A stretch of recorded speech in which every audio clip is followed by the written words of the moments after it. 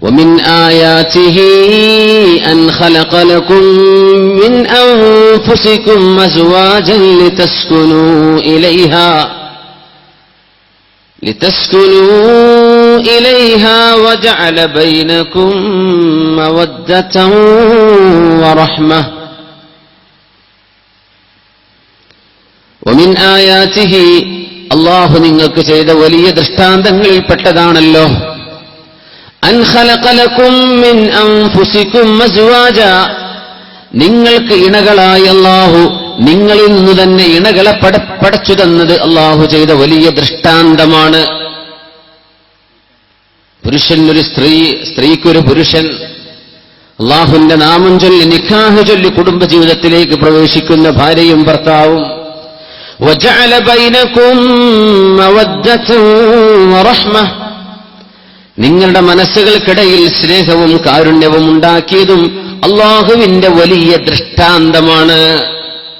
അല്ലാഹുവിന്റെ നിഅമത്താണെന്നല്ല പറഞ്ഞത്, നിഅമത്താണ്. അതിലപ്പുറം ആയാത്ത്, സൂര്യൻ അല്ലാഹു ഉണ്ടെന്ന് വിളിച്ചറിയിക്കുന്ന ദൃഷ്ടാന്തമാണ്. ചന്ദ്രൻ അതാണ്. വല്ലൈലി ഇദാ യഗ്ശാ വന്നഹാരി ഇദാ തജല്ലാ, പ്രഭ പരത്തുന്ന സൂര്യനും വെളിച്ചം തരുന്ന ചന്ദ്രനും അല്ലാഹുവിന്റെ ദൃഷ്ടാന്തമാണ്. വത്തീനി വസ്സൈതൂൻ വതൂരി സീനീന വഹാദൽ ബലദിൽ അമീൻ, തീനും സൈത്തൂനും മക്കയും ബൈത്തുൽ മുഖദ്ദസുമെല്ലാം അല്ലാഹുവിന്റെ ദൃഷ്ടാന്തങ്ങളാണ്. അതുപോലെ ദൃഷ്ടാന്തമാണ് മാതാപിതാക്കളായി വരുന്ന പിതാവോ മാതാവോ ആകുന്ന ഒരു ഭാര്യയും ഭർത്താവും. അവരുടെ മനസ്സുകൾക്കിടയിൽ അല്ലാഹു സ്നേഹമുണ്ടാക്കിയില്ലേ? ലോകത്ത് ഒരിക്കലും മനുഷ്യന്റെ ലോജിക്കിന് മനസ്സിലാകാത്തൊരു വിഷയമാണ് ഇസ്ലാമിലെ കല്യാണങ്ങളൊക്കെ. ആലോചിച്ചാൽ എന്താ പറയാ, ഇന്നത്തെ ചെറുപ്പക്കാരൊക്കെ ഒരു സ്നേഹിക്കാൻ ഒരു പെണ്ണില്ലെങ്കിൽ അവൻ എന്തൊരു മാനക്കേട്. 10ാം ക്ലാസ്സിലെ പോയി പറയണതേ, അവൾക്ക് എനിക്കെന്തോ ഒരു കുഴപ്പമുണ്ടല്ലോ, എനിക്കൊരു ബോയ് ഫ്രണ്ട് ഇല്ലെങ്കിൽ. പെൺകുട്ടിക്കും തോന്നിത്തുടങ്ങി. +2 ഒക്കെ ആകുമ്പോൾ അത് കൂടി വന്നു. ഡിഗ്രി ഒക്കെ ആകുമ്പോൾ അല്ല പിന്നെ നമ്മുടെ കല്യാണങ്ങാനും പുരക്കാരെ നടത്തിക്കഴിഞ്ഞാൽ നമ്മൾ കുടുങ്ങിപ്പോകും, നമുക്കൊന്ന് ചാടി രക്ഷപ്പെടാം. ഇങ്ങനെ മനുഷ്യൻ ചിന്തിച്ചുകൊണ്ടിരിക്കുകയാണ്. അല്ലാഹു പറയുന്നു, നിങ്ങൾ പ്രായപൂർത്തിയായി കഴിഞ്ഞ ഒരാണും ഒരു പെണ്ണും അന്യരായ ആളുകൾ അവർ പരസ്പരം കാണുന്നതോ സംസാരിക്കുന്നതോ ആശയവിനിമയം ചെയ്യുന്നതോ നിഷിദ്ധമാണ്. അല്ലാഹുവിനത് ഇഷ്ടമല്ല. പിന്നെയോ നിങ്ങൾക്ക് വിവാഹത്തിന്റെ സമയമാകുന്നവരെ നിങ്ങൾ കാത്തിരിക്കണം. സൂറത്തുൻ നൂർ, വൽയസ്തഅഫിഫിൽ ലദീന ലാ യജിദൂന നികാഹൻ ഹത്താ യുഗ്നിയഹുമുല്ലാഹു മിൻ ഫദ്ലിഹി. വൽയസ്തഅഫിഫ്, ചാരിത്രശുദ്ധിയോടുകൂടെ നിങ്ങൾ കാത്തിരിക്കണേ. വൽയസ്തഅഫിഫ് അല്ലദീന ലാ യജിദൂന നികാഹ, വിവാഹം ചെയ്യാൻ സൗകര്യപ്പെടാത്തവരോ വിവാഹം ചെയ്യാൻ സമയമാകാത്തവരോ വിവാഹം ചെയ്യാൻ മഹർ ലഭിക്കാത്തവരോ ചെറുപ്പക്കാരാവട്ടെ വലിയവരാവട്ടെ ഒന്ന് ആത്മപരിശുദ്ധി നിങ്ങൾ സൂക്ഷിക്കണമേ. നിങ്ങളുടെ ചൈസ്റ്റിറ്റി. വല്യസ്തഅഫിഫ്, വിചരിക്കാൻ പോവല്ലേ, തോന്നിവാസങ്ങൾ ചെയ്യല്ലേ, അല്ലാഹുവിന് ഇഷ്ടമില്ലാത്ത വഴിക്ക് നിങ്ങൾ ജീവിക്കല്ലേ. ഹത്താ യുഗ്നിയഹുമുല്ലാഹു മിൻ ഫദ്ലിഹി, നിങ്ങൾക്ക് വിവാഹം ചെയ്യാനുള്ള സൗകര്യങ്ങൾ അല്ലാഹു ചെയ്തു തരുന്നതുവരെ നിങ്ങളൊന്ന് കാത്തിരിക്കണേ. നിങ്ങൾ തിന്മയിലേക്ക് പോവല്ലിൻ, ഒന്ന് ക്ഷമിച്ചിരിക്കണം.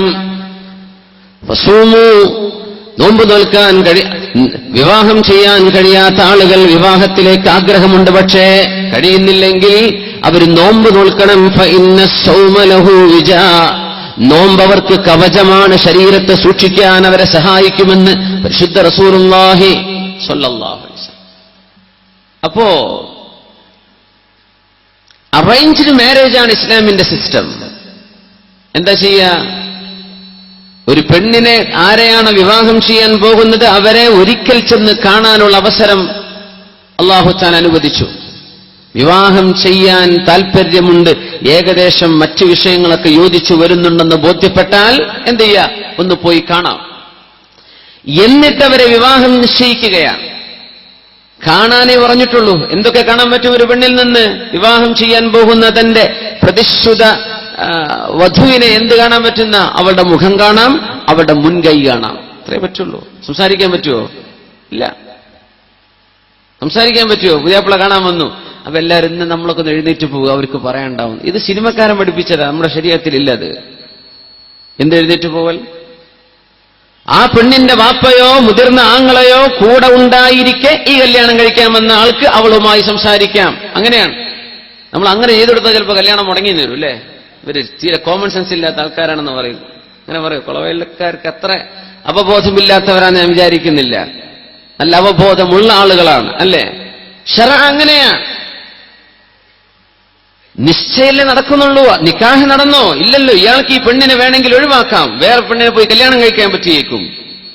അപ്പൊ ഈ പെണ്ണിനെ കാണാൻ പറ്റുമെന്ന് പറഞ്ഞത് കാഴ്ച മാത്രമാണ്. മുഖം കണ്ടാൽ അവരുടെ സൗന്ദര്യം അറിയാം, അവരുടെ മുൻകൈ കണ്ടാൽ അവരുടെ ശരീരത്തിന്റെ നൈർമല്യം മനസ്സിലാക്കാൻ പറ്റും. ഇത്രയും മതി, ഇത്രയും വേണ്ടു. ബാക്കിയൊക്കെ പെങ്ങന്മാരോ ഉമ്മയോ പോയി കണ്ടോട്ടെ, അവരൊന്നും വിശ്വാസമില്ലാത്ത കല്യാണം കഴിക്കും വേണ്ട. ശറഈന്റെ കാഴ്ചപ്പാടതാണ്. അങ്ങനെ ചെയ്യുന്ന വിവാഹമാണ് ലോകത്തെ ഏറ്റവും വലിയ സക്സസ്ഫുൾ ആയിട്ടുള്ളത്. വിജയിച്ച വിവാഹങ്ങൾ അത്രയേ ഉള്ളൂ. നമ്മളെ വാപ്പമാര് വല്യപ്പാരൊക്കെ അങ്ങനെയല്ലേ കല്യാണം കഴിച്ചത്? ഓരൊക്കെ ഓടിച്ച് ചാടിച്ചു കൊണ്ടുവന്നതാ. ബാംഗ്ലൂരും ഡൽഹിയിലൊക്കെ കറങ്ങി തിരിഞ്ഞിട്ടാണോ പിന്നെ എത്തിയത്? അല്ലല്ല. അവരൊക്കെ നല്ല അന്തസ്സില് സ്വന്തം പുതിയ എണ്ണ ആരാന്ന് വാപ്പ കണ്ടിട്ട് പോലുമില്ല നമ്മുടെ ഉമ്മാനെ അല്ലേ? നിക്കാഹ് ചെയ്ത് കഴിഞ്ഞ് കല്യാണം കഴിഞ്ഞ് കൊണ്ടുവന്നപ്പോൾ അല്ലാ എന്റെ പുതിയ എണ്ണ ഇതാണോ എന്ന് വാപ്പ പുതിയ ആപ്പിള കാണുന്നത്. എന്നിട്ട് അല്ലാഹു ഐശ്വര്യം ചെയ്തില്ലേ? നല്ല മക്കളെ കൊടുത്തില്ലേ? നല്ല റാഹത്ത് കൊടുത്തില്ലേ? സന്തോഷം കൊടുത്തില്ലേ? ഇത് നമ്മുടെ ലോജിക്കിന് മനസ്സിലാവാത്തൊരു വിഷയമാണ്. ഇന്നത്തെ യുവതലമുറകളുടെ ട്രെൻഡ് മാറിക്കൊണ്ടുവരാണ്. ഡേറ്റിംഗ് എന്ന് പറഞ്ഞ സംഗതി ഉണ്ട് യൂറോപ്യന്മാർക്ക്. താൻ കല്യാണം കഴിക്കുന്ന പെണ്ണിന്റെ കൂടെ കുറെ കാലം ജീവിക്കുക, അവർ യാത്ര പോകുന്നു, അവർ ഉറങ്ങുന്നു, താമസിക്കുന്നു, എല്ലാം കഴിഞ്ഞിട്ട് ഇനി കല്യാണം വേണോ വേണ്ടെന്നൊക്കെ തീരുമാനിക്കുക. ഇവിടെ 2-3 കൊല്ലം 5 കൊല്ലമൊക്കെ ജീവിച്ചിട്ട്. എന്താ കാരണം പറയാന്നറിയോ? അവരുടെ സ്വഭാവ രീതികളൊക്കെ നമുക്കൊന്ന് അറിയണ്ടേ? എന്നിട്ടല്ലേ കല്യാണം കഴിക്കാൻ പറ്റുള്ളൂ. അപ്പോഴല്ലേ അതൊന്ന് ഉറപ്പിക്കാൻ പറ്റുള്ളൂ. അല്ലെങ്കിൽ ഇവിടെ ചേലെന്താ കോലെന്താ സ്വഭാവം നമുക്കറിയില്ലല്ലോ. ഇതാണ് ന്യായം. ഇതാര് പഠിപ്പിച്ച ന്യായമാണ്?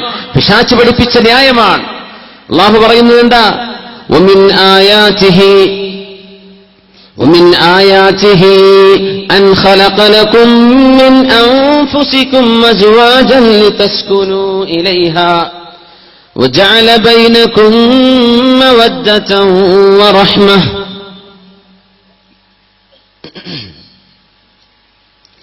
ومن آياته അല്ലാഹുവിന്റെ വലിയ ദൃഷ്ടാന്തങ്ങളിൽ പെട്ടതാണ്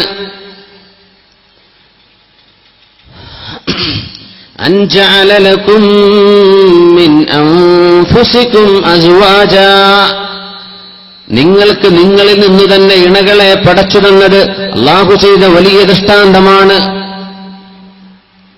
وجعل بينكم مودة ورحمة നിങ്ങൾക്കിടയിൽ മനസ്സുകൾക്കിടയിൽ സ്നേഹമുണ്ടാക്കി തരികയും കാരുണ്യമുണ്ടാക്കി തരികയും അല്ലാഹു ചെയ്ത നിങ്ങൾക്ക് ചെയ്ത വലിയ ദൃഷ്ടാന്തമാണ്. എന്ത്? പടച്ച തമ്പുരാൻ എന്ന ഒരുത്തനുണ്ടെന്നും അല്ലാഹുവാണ് കാര്യങ്ങൾ നിർവഹിക്കുന്നതെന്നും അല്ലാഹുവാണ് ജീവിതത്തിൽ ഇടപെടുന്നതെന്നും നിങ്ങളെ പഠിപ്പിക്കാൻ അല്ലാഹു ചെയ്യുന്ന ദൃഷ്ടാന്തമാണ് നിങ്ങളുടെ വിവാഹങ്ങൾ. ഒരിക്കൽ പോലും ജീവിതത്തിൽ കണ്ടിട്ടില്ലാത്തവരെ അല്ലാഹു പറഞ്ഞ പോലെ ജീവിതത്തിലേക്ക് പ്രവേശിക്കുമ്പോ, അല്ലാഹു പറഞ്ഞ പോലെ കുടുംബജീവിതം ആരംഭിക്കുമ്പോൾ അല്ലാഹു നിങ്ങളുടെ മനസ്സുകൾക്കിടയിൽ സ്നേഹം തരുന്നത്, നിങ്ങളുടെ മനസ്സുകൾക്കിടയിൽ കാരുണ്യം തരുന്നത് അല്ലാഹു ചെയ്യുന്ന വലിയ ദൃഷ്ടാന്തമാണ്. അത്ഭുതമാണത്. അല്ലാഹു ചെയ്യുന്ന വലിയ ദൃഷ്ടാന്തമാണ്.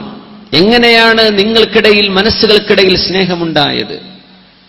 ആലോചിച്ചു നോക്കിയ സ്നേഹം ഉണ്ടാകാൻ ഒരു വകുപ്പില്ല, ഒരു കണ്ടു പരിചയമില്ലാത്തവരാ. പക്ഷേ അല്ലാഹുവിന്റെ നാമം ഉച്ചരിച്ച് വിവാഹത്തിലേക്ക് പ്രവേശിക്കുന്നതോടുകൂടെ സ്നേഹമായി, അടുപ്പമായി, കുടുംബ ബന്ധമായി, ലിതസ്കുനൂ ഇലൈഹാ അവരിലേക്ക് കൂടിച്ചേരുമ്പോൾ നിങ്ങളുടെ മനസ്സുകൾക്ക് ആശ്വാസം തരുന്ന അവസ്ഥയായി. ഇത് വലിയ ദൃഷ്ടാന്തമാണ്. വമിൻ ആയാതിഹി അവിടെ നോട്ടോ സാറേ.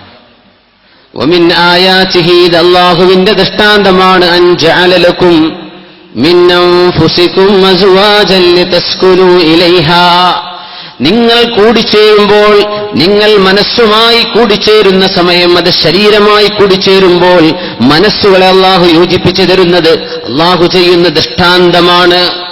നിങ്ങളാരും ആലോചിച്ചാൽ ഇത് നടക്കാൻ പോകുന്നില്ല. നിങ്ങളുടെ ബുദ്ധി കൊണ്ട് ആലോചിച്ചാൽ പോലും നടക്കാൻ ഇത് പോകുന്നില്ല. പക്ഷേ അള്ളാഹുവാണ് ഇവിടെ ഇടപെടുന്നത്. അള്ളാഹുവാണ് നിങ്ങളെ ഭാര്യയും ഭർത്താവുമായി യോജിപ്പിച്ചപ്പോ നിങ്ങളുടെ മനസ്സുകളെ യോജിപ്പിച്ചത് അള്ളാഹു അല്ലയോ? ഇത് ദൃഷ്ടാന്തമല്ലേ? അത്ഭുതം തോന്നുന്നില്ലേ?